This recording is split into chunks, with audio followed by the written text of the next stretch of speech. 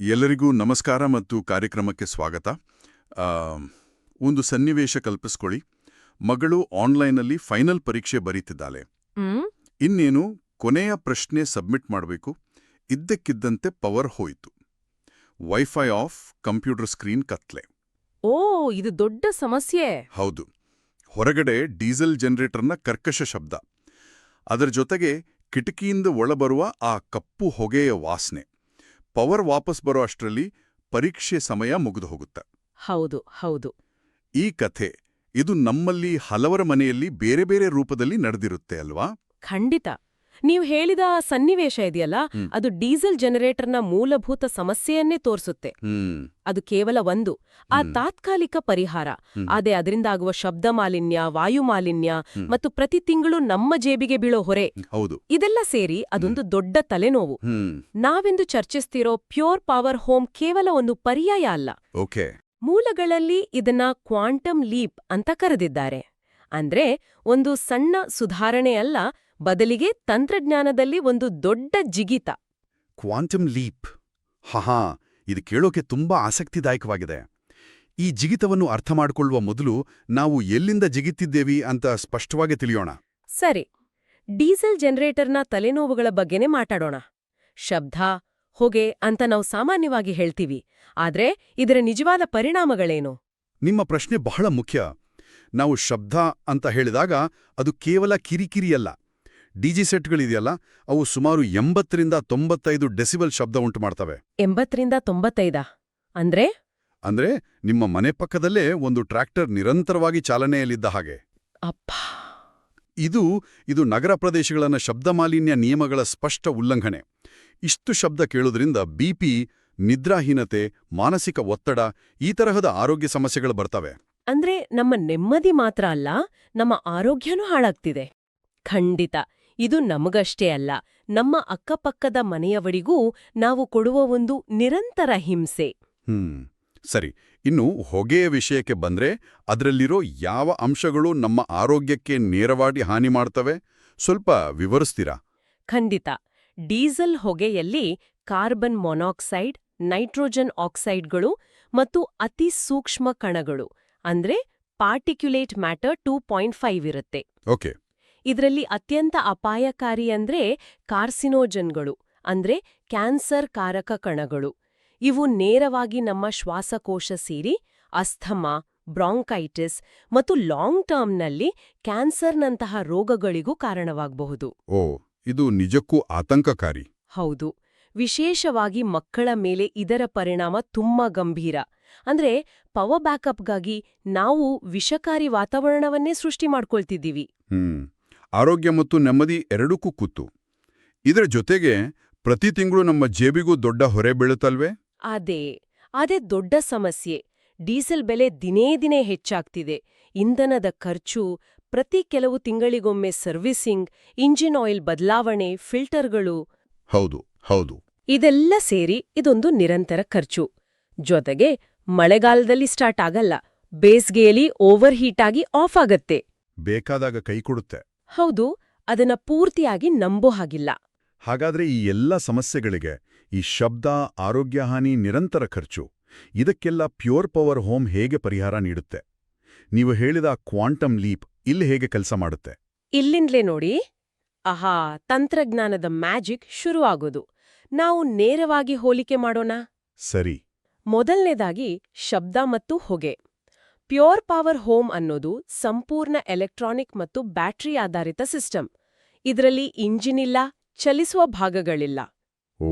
ಹಾಗಾಗಿ ಇದು ಪಿಸು ಮಾತಿನಷ್ಟು ನಿಶ್ಶಬ್ದ. ಅಂದ್ರೆ ಇದು ಆನ್ ಆಗಿದೆಯಾ ಇಲ್ವಾ ಅಂತಾನೆ ನಿಮ್ಗೆ ಗೊತ್ತಾಗಲ್ಲ. ಮತ್ತು ಇಂಧನವೇ ಇಲ್ಲದ ಕಾರಣ ಶೂನ್ಯ ಹೊಗೆ. ಹೌದು, ಯಾವುದೇ ವಿಷಕಾರಿ ಅನಿಲವಿಲ್ಲ, ಮನೆಯಲ್ಲಿ ಡೀಸೆಲ್ ಇಟ್ಕೊಳ್ಳುವ ಅಪಾಯವೂ ಇಲ್ಲ. ಸಂಪೂರ್ಣ ಶಾಂತ ಮತ್ತು ಸುರಕ್ಷಿತ. ಕಣ್ಣು ಮಿಟುಕಿಸೋದಕ್ಕಿಂತ ವೇಗವಾಗಿ ಪವರ್ ಸಪ್ಲೈ ಆಗುತ್ತೆ ಅನ್ನೋದು ಕೇಳೋಕ್ ಆಶ್ಚರ್ಯ. ಆದ್ರೆ ನಮ್ಮನೇಲಿರೋ ಕಂಪ್ಯೂಟರ್, ವೈಫೈ ರೂಟರ್ನಂಥ ಸೂಕ್ಷ್ಮ ಉಪಕರಣಗಳಿಗೆ ಅದಕ್ಕೆ ಈ ಸಣ್ಣ ಬದಲಾವಣೆ ಗೊತ್ತಾಗಲ್ವಾ? ಅತ್ಯುತ್ತಮ ಪ್ರಶ್ನೆ. ಡಿಜಿ ಸೆಟ್ಗಳು ಚಾಲೂವಾಗಲು ಕನಿಷ್ಠ 5ರಿಂದ 60 ಸೆಕೆಂಡ್ ಬೇಕು. ಆ ಸಮಯದಲ್ಲಿ ಪೂರ್ತಿ ಬ್ಲ್ಯಾಕ್ಔಟ್. ಹೌದು, ಎಲ್ಲವೂ ನಿಂತೋಗುತ್ತೆ. ಆದ್ರೆ ಪ್ಯೂರ್ ಪವರ್ ಹೋಮ್ನ ಸ್ವಿಚ್ ಓವರ್ ಸಮಯ 10 ಮಿಲಿಸೆಕೆಂಡ್ಗಳಿಗಿಂತ ಕಡಿಮೆ. 10 ಮಿಲಿಸೆಕೆಂಡ್. ಹೌದು, 1 ಸೆಕೆಂಡಿಗೆ 1000 ಮಿಲಿಸೆಕೆಂಡ್ಗಳು. ಅಂದ್ರೆ ನಮ್ಮ ಕಣ್ಣು ರೆಪ್ಪೆ ಮುಚ್ಚಿ ತೆರೆಯುವುದಕ್ಕಿಂತ 100 ಪಟ್ಟು ವೇಗವಾಗಿ ಇದು ಕೆಲಸ ಮಾಡುತ್ತೆ. ಓ, ಹಾಗಾ? ಹಾಗಾಗಿ ನಿಮ್ಮ ವೈಫೈ ರೂಟರ್ ರೀಸ್ಟಾರ್ಟ್ ಆಗಲ್ಲ, ಕಂಪ್ಯೂಟರ್ ಆಫ್ ಆಗಲ್ಲ, ಪವರ್ ಹೋಗಿದ್ದು ನಿಮಗೆ ಅಕ್ಷರಶಃ ಗೊತ್ತೇ ಆಗಲ್ಲ. ಇದು ನಿಜಕ್ಕೂ ಒಂದು ದೊಡ್ಡ ಬದಲಾವಣೆ. ಇನ್ನು ಕಾರ್ಯಕ್ಷಮತೆಯ ಬಗ್ಗೆ ನಮ್ಮ ಮೂಲಗಳಲ್ಲಿ ರೌಂಡ್ ಟ್ರಿಪ್ ಎಫಿಷಿಯನ್ಸಿ ಅಂತ ಒಂದಿದೆ. ಅಂದ್ರೆ ಏನು? ಇದು ತುಂಬಾ ಪ್ರಮುಖವಾದ ವಿಚಾರ. ರೌಂಡ್ ಟ್ರಿಪ್ ಎಫಿಷಿಯನ್ಸಿ ಅಂದ್ರೆ ನಾವು ಸಿಸ್ಟಮ್ಗೆ ಕೊಟ್ಟ ಶಕ್ತಿಯಲ್ಲಿ ಎಷ್ಟು ಶೇಕಡ ವಾಪಸ್ ಬಳಸಬಹುದು ಅಂತ. ಸರಿ. ಪ್ಯೂರ್ ಪವರ್ ಹೋಮ್ನ ದಕ್ಷತೆ 97%.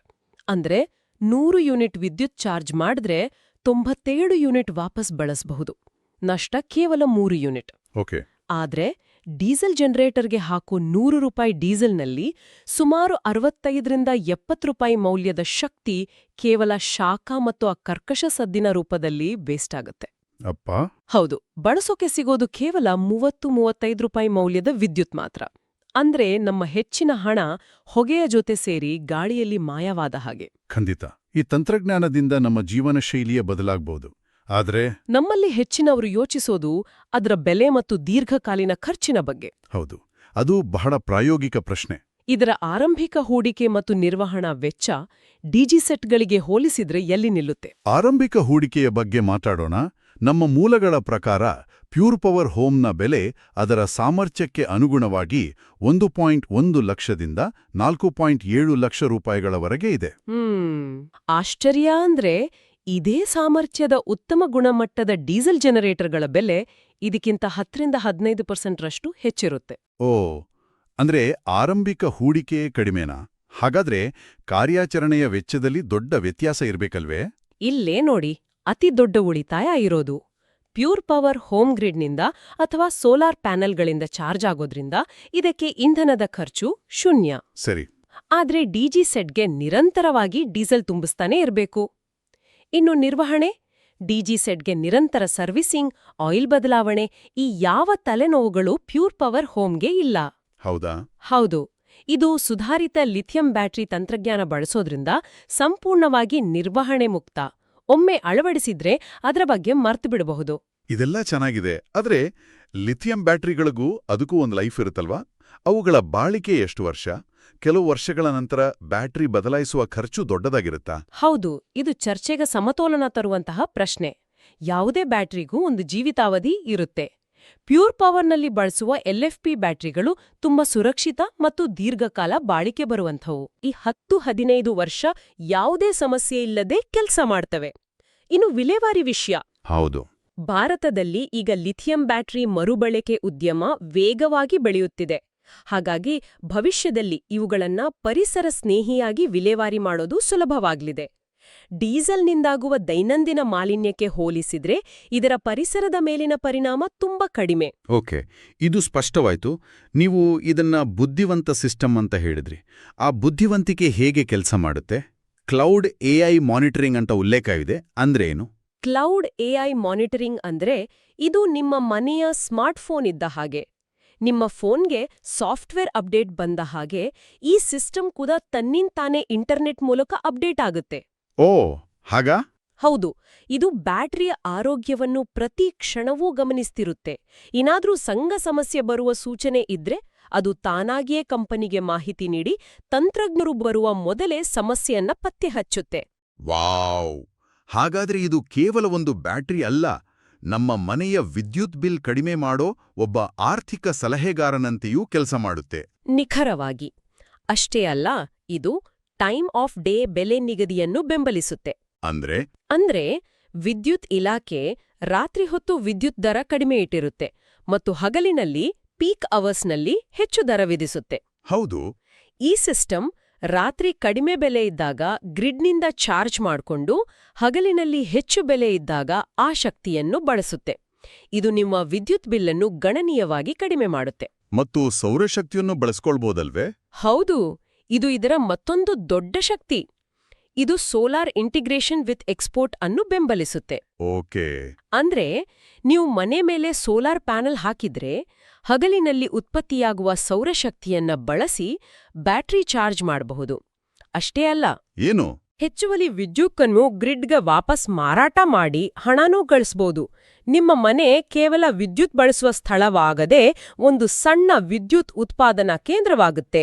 ಅದ್ಭುತ. ಈ ಯಾವುದೇ ಸ್ಮಾರ್ಟ್ ವೈಶಿಷ್ಟ್ಯಗಳು ಡೀಸೆಲ್ ಜನರೇಟರ್ಗಳಲ್ಲಿ ಇಲ್ಲ. ಅವು ಕೇವಲ ಡಂಬ್ ಯಂತ್ರಗಳು. ಹಾಗಾದ್ರೆ ಇದು ನಮ್ಮ ಮನೆಯನ್ನು ಭವಿಷ್ಯಕ್ಕೆ ಸಿದ್ಧಪಡಿಸುವ ಒಂದು ಮಾರ್ಗ ಅಂತ ಹೇಳ್ಬೋದಾ? ಕೇವಲ ವಿದ್ಯುತ್ ಕಡಿತಕ್ಕೆ ಪರಿಹಾರವಲ್ಲ, ಬದಲಿಗೆ ಒಂದು ಸಂಪೂರ್ಣ ಶಕ್ತಿ ನಿರ್ವಹಣಾ ವ್ಯವಸ್ಥೆ. ಖಂಡಿತವಾಗಿಯೂ. ಇದಕ್ಕಾಗಿಯೇ ಮೂಲಗಳಲ್ಲಿ ಪವರ್ ಆಫ್ ಒನ್ ಅನ್ನೋ ಕಾನ್ಸೆಪ್ಟ್ ಬಳಸಿದ್ದಾರೆ. ಇದು ಒಂದೇ ಉಪಕರಣದಲ್ಲಿ ಹಲವು ಪರಿಹಾರಗಳನ್ನು ಕೊಡುತ್ತೆ. ಉದಾಹರಣೆಗೆ ಇದರ 2x ಸರ್ಜ್ ಲೋಡ್ ಸಾಮರ್ಥ್ಯ. ಇದರರ್ಥ ಎಸಿ, ಗೀಸರ್, ವಾಟರ್ ಪಂಪ್ ಈ ಥರದ ಉಪಕರಣಗಳು ಚಾಲೂವಾಗುವಾಗ ಹೆಚ್ಚು ಪವರ್ ತಗೊಳುತ್ತೆ. ಹೌದು, ಟ್ರಿಪ್ ಆಗುತ್ತೆ. ಹೌದು, ಸಾಮಾನ್ಯ ಇನ್ವರ್ಟರ್ಗಳು ಈ ಭಾರವನ್ನು ತಡೆಯಲಾರದೆ ಟ್ರಿಪ್ ಆಗ್ತವೆ. ಆದ್ರೆ ಪ್ಯೂರ್ ಪವರ್ ಇದನ್ನು ಸುಲಭವಾಗಿ ನಿಭಾಯಿಸುತ್ತೆ. ಅಂದ್ರೆ ಕರೆಂಟ್ ಇಲ್ಲದಿದ್ದಾಗ್ಲೂ ಮನೆಯ ಯಾವುದೇ ಉಪಕರಣವನ್ನು ನೀವು ಅಂಜಿಕೆ ಇಲ್ಲದೆ ಬಳಸಬಹುದು. ನಮ್ಮ ಒಬ್ಬ ಗ್ರಾಹಕರು ಹೇಳಿದ ಹಾಗೆ, ಮೊದಲು ಅವರ ಮನೆಯಲ್ಲಿ ಡಿಜಿ ಇದ್ದಾಗ ಪವರ್ ಹೋದ ತಕ್ಷಣ ಅವರ ಮಗು ಆ ಸದ್ದಿಗೆ ಹೆದರಿ ಅಳುತ್ತಿತ್ತು. ಓಹ್ ಪಾಪ. ಈಗ ಪ್ಯೂರ್ ಪವರ್ ಅಳವಡಿಸಿದ ಮೇಲೆ ವಿದ್ಯುತ್ ಹೋಗೋದು ಬರೋದೇ ಗೊತ್ತಾಗಲ್ಲ, ಮನೆ ಸಂಪೂರ್ಣ ಶಾಂತವಾಗಿದೆ ಅಂತ ಖುಷಿಯಿಂದ ಹೇಳಿದ್ರು. ನೋಡಿ, ಇದು ಕೇವಲ ವಿದ್ಯುತ್ತಲ್ಲ, ಮನೆಯ ನೆಮ್ಮದಿಯನ್ನು ಕಾಪಾಡುತ್ತೆ. ಇನ್ನು ವಿನ್ಯಾಸದ ಬಗ್ಗೆ ಹೇಳೋದಾದ್ರೆ, ಡಿಜಿ ಸೆಟ್ಗಳು ಸಾಮಾನ್ಯವಾಗಿ ದೊಡ್ಡದಾಗಿ ಮನೆಯ ಹೊರಗೆ ಹೆಚ್ಚು ಜಾಗ ತಗೊಳುತ್ತೆ. ಪ್ಯೂರ್ ಪವರ್ ಹೇಗಿದೆ? ಡಿಜಿ ಸೆಟ್ಗಳು ದೊಡ್ಡದಾಗಿದ್ದು ನೋಡಲಷ್ಟು ಚೆನ್ನಾಗಿರಲ್ಲ. ಆದ್ರೆ ಪ್ಯೂರ್ ಪವರ್ ಹೋಮ್ ತುಂಬಾ ಕಾಂಪ್ಯಾಕ್ಟ್ ಆಗಿದೆ ಮತ್ತು ಅದನ್ನ ಗೋಡೆಗೆ ಅಳವಡಿಸಬಹುದು. Wall mounted. ಓ, ನೀವು ಮೂಲಗಳಲ್ಲಿರೋ ಚಿತ್ರಗಳನ್ನ ನೋಡಿದ್ರೆ ಅದು ಎಷ್ಟು ಸುಂದರವಾಗಿ ಮನೆಯ ವಿನ್ಯಾಸದೊಂದಿಗೆ ಬೆರೆದು ಹೋಗುತ್ತೆ ಅಂತ ಗೊತ್ತಾಗುತ್ತೆ. ಇದು ಒಂದು ಉಪಕರಣದ ಥರ ಕಾಣಲ್ಲ, ಮನೆಯ ಸೌಂದರ್ಯವನ್ನೇ ಹೆಚ್ಚಿಸುತ್ತೆ. ಒಟ್ಟಿನಲ್ಲಿ ಪ್ಯೂರ್ ಪವರ್ ಹೋಮ್ ಸರಣಿಯು ಭಾರತದ ಶಕ್ತಿ ಸಂಗ್ರಹಣಾ ಕ್ರಾಂತಿಗೆ ಕಾರಣವಾಗ್ತಾ ಇದೆ. ಇದು ಕಡಿಮೆ ಖರ್ಚಿನಲ್ಲಿ ಉತ್ತಮ ಮತ್ತು ಸುಸ್ಥಿರ ಪರಿಹಾರವನ್ನು ನೀಡ್ತಾ ಇದೆ. ಇಂದಿನ ಈ ಆಳವಾದ ಚರ್ಚೆಯಿಂದ ಒಂದು ವಿಷಯ ಸ್ಪಷ್ಟವಾಯಿತು. ಇದು ಕೇವಲ ಡೀಸೆಲ್ ಜನರೇಟರ್ ವರ್ಸಸ್ ಬ್ಯಾಟರಿ ಅನ್ನೋ ಹೋಲಿಕೆ ಅಲ್ಲ. ಖಂಡಿತ ಅಲ್ಲ. ಇದು ಹಳೆಯ ಯಾಂತ್ರಿಕ ಮಾಲಿನ್ಯಕಾರಿ ತಂತ್ರಜ್ಞಾನ ಮತ್ತು ಹೊಸ ಎಲೆಕ್ಟ್ರಾನಿಕ್ ಬುದ್ಧಿವಂತ ಮತ್ತು ಸ್ವಚ್ಛ ತಂತ್ರಜ್ಞಾನದ ನಡುವಿನ ಸ್ಪಷ್ಟ ವ್ಯತ್ಯಾಸ. ಹೌದು. ಶಬ್ದ, ಮಾಲಿನ್ಯ, ಹೆಚ್ಚಿನ ವೆಚ್ಚ ಈ ಎಲ್ಲ ಸಮಸ್ಯೆಗಳಿಗೆ ಹೋಲಿಸಿದರೆ ಪ್ಯೂರ್ ಪವರ್ ಹೋಮ್ ಒಂದು ನಿಶ್ಶಬ್ದ, ಸ್ವಚ್ಛ, ಸ್ಮಾರ್ಟ್ ಮತ್ತು ಆರ್ಥಿಕವಾಗಿ ಲಾಭದಾಯಕ ಪರಿಹಾರ. #Pure power home, #no diesel noise.